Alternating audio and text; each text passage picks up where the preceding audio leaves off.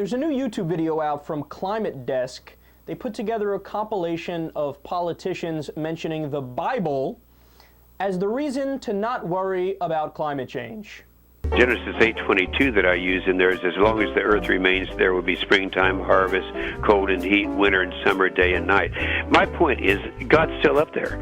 And this is the arrogance of people who think that we, human beings, would be able to change what he is doing in the climate is, to me, outrageous. The second verse comes from Matthew 24. The earth will end only when God declares it's time to be over. Man will not destroy this earth. This earth will not be destroyed by a flood.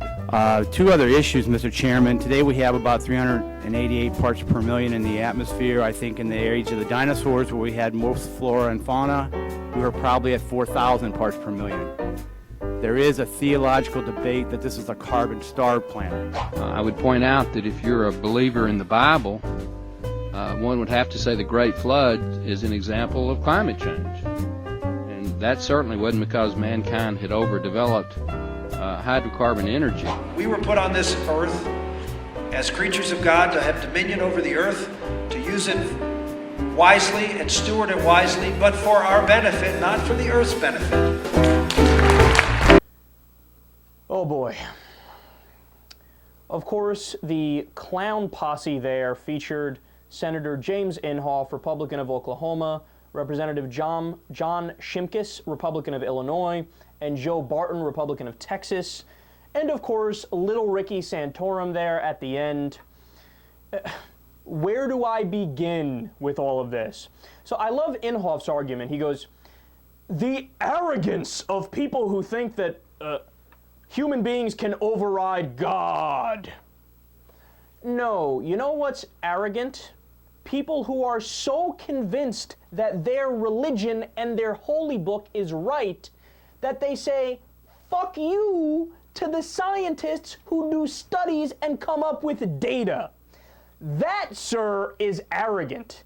It's arrogant to disconnect yourself so much from reality that you are dating your culture and your childhood to the point where you say, this couple thousand-year-old book overrides, whatever scientific journal might be talking about climate change this week.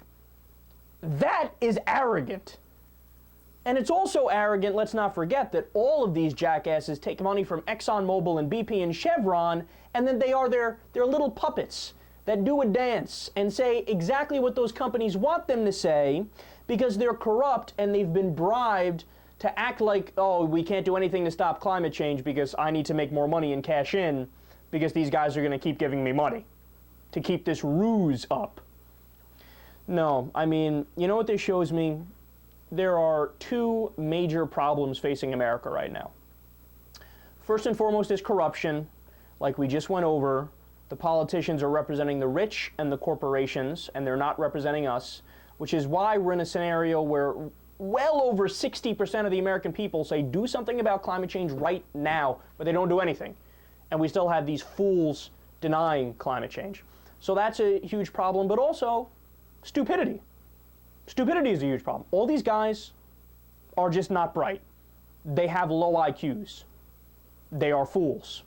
And can you imagine for a second, just take out the word Bible, put in any other holy book there for what they were saying, they would be laughed out of town immediately. Could you imagine somebody getting up there and saying, we could care about climate change, or we could turn to page 172 of the Quran, where Allah says X, Y, and Z, which is why we don't need to worry about climate change. It'd be the leading story on every single news channel that night, and the person would be laughed out of Congress. Or, oh yeah, I would care about the environment, but page 46 of the Bhagavad Gita tells me that, whatever.